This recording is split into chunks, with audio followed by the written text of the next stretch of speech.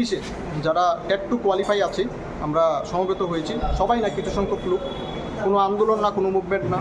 আমরা দপ্তরের যিনি প্রধান বা যারা আছেন, ম্যাডাম আছেন, স্যাররা আছেন, ওনাদের সাথে আমরা দেখা করেছি যে আমাদের রিক্রুটমেন্টটা, যে প্রসেসটা, যে আমাদের যখন পরীক্ষা হয়েছে প্রায় টেট টুতে 1488 জন পাস করেছে, কিন্তু এত কম পাস করার পর ভারতবর্ষে মনে হয় না যে কোনো রাজ্যে, আপনারা খবর নেবেন, আপনারা তো আমাদের থেকে আরও ভালো জানবেন যে ভারতবর্ষের কোনো রাজ্যে টেট পরীক্ষা হওয়ার পর এত কম কোনো রাজ্যে পাস হয় না।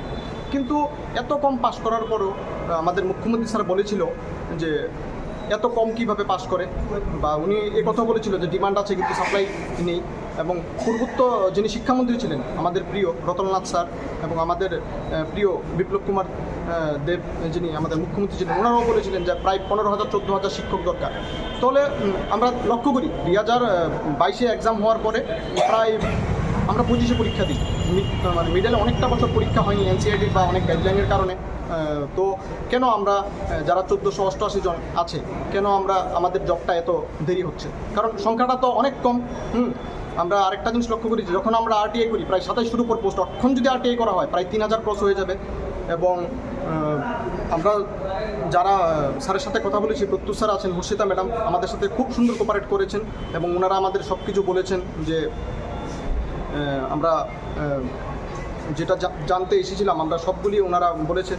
তো আশা করি যে আমাদের মুখ্যমন্ত্রী স্যার যে বা আমাদের যে বর্তমান সরকার যেভাবে সব দিক থেকে মানে উন্নয়নের কাজ চালাচ্ছে, এভাবে শিক্ষার যে স্বল্পতা এগুলি দূর হবে। রাজ্যের প্রত্যন্ত স্কুলগুলি, বিশেষ করে টিটিডিসির যে স্কুলগুলি আছে এবং এসবি স্কুলগুলি, সিনিয়র বেসিক স্কুল, কেবল এরিয়া আমাদের গ্রামগঞ্জের যে স্কুলগুলি আছে, টিচার স্বল্পতা আছে, এগুলি খুব তাড়াতাড়ি নিরসন হবে, এটা আমরা দৃঢ় বিশ্বাসী রাজ্য সরকার। উনি কিন্তু আপনাদের সঙ্গে কথা বলার সময় একটা কথা বলছেন যে শিক্ষকদের কাছ থেকে এই ধরনের ব্যবহার আমি মানতে পারি না, শিক্ষকদের কেমন হওয়া দরকার। আপনি কি বলবেন এই বিষয়টা নিয়ে? দেখুন, এই ব্যাপারটা তো আমি বলতে পারি না, কারণ আমরা যারা আজকে এসেছি বা আমরা আসছি 2024-এ, আমাদের থেকে আমাদের যারা এখন পর্যন্ত আমরা আশা করি কোনো মিসবিহেভিয়ার করিনি। যদি স্যারের মনে যেহেতু লেগেছে, হ্যাঁ হতে পারে কেউ ভুল করে নিয়েছে, স্যার আমাদেরকে ক্ষমা করবেন, কারণ এই জিনিসটা করা উচিত না, এটাই স্যার।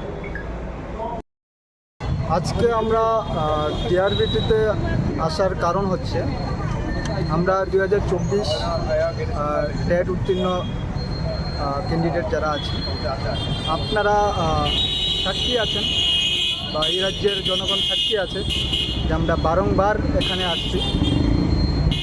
আমাদের একটাই দাবি ছিল প্রথম থেকে আজ অবধি, যে সকলকে একসাথে নিয়োগ করা।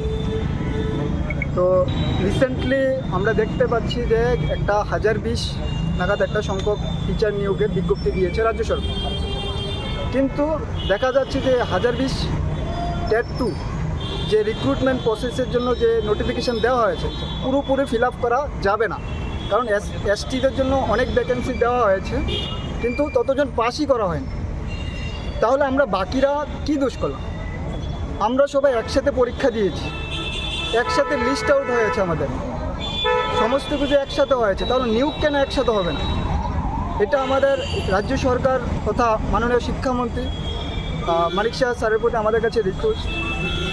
তাছাড়া আমরা এতটুকু স্যারকে বলতে চাই, বা আজকের এই ডেপুটেশন থেকে স্যারের কাছে করজোড় নিবেদন যে আগামী যে 1020 নোটিফিকেশনের যে কোনো আপডেট দেওয়ার আগে যাতে অতি সত্বর বাকি আমরা যারা রয়েছি তাদের পক্ষে যাতে নোটিফিকেশন দেওয়া হয়, যাতে স্ক্রুটিনি ডেটের আগে আমাদেরকেও নোটিফিকেশন দেওয়া হয় যে বাকি পোস্টগুলিও ফিল আপ করা হবে, বাকি যারাই আমরা এখানে আছি বাকি রয়ে গেছি যে 700 মতো থাকবো, সেই পোস্টগুলিও যাতে নিয়োগ করে একসাথে স্ক্রুটিনির ডেট দেওয়া হয়।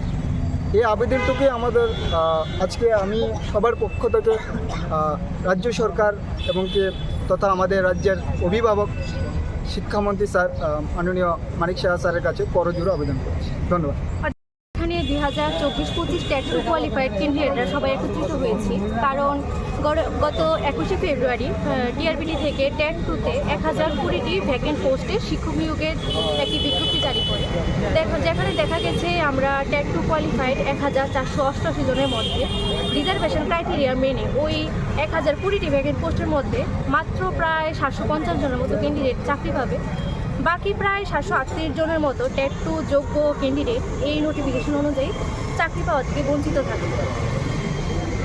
আমাদের এটাই বক্তব্য যে আরটিআই তথ্য অনুসারে 4000-এর উপর ভ্যাকেন্ট পোস্ট থাকা সত্ত্বেও কেন আমাদের সকল ট্যাট 2 কোয়ালিফাইড 1488 জনকে একত্রে নিয়োগ করা হচ্ছে না। আমরা আমাদের শিক্ষামন্ত্রী তথা মুখ্যমন্ত্রী ডক্টর মানিক স্যারের কাছে এটাই আবেদন রাখছি যে ট্যাট 2-তে শূন্যপদের সংখ্যা বৃদ্ধি করে পুনরায় শিক্ষক নিয়োগের বিজ্ঞপ্তি জারি করে আমাদের সকল ট্যাট 2 কোয়ালিফাইড ক্যান্ডিডেটদের যেন অতি শীঘ্রই একত্রে নিয়োগের একটা সুযোগ করে দেওয়া হয়।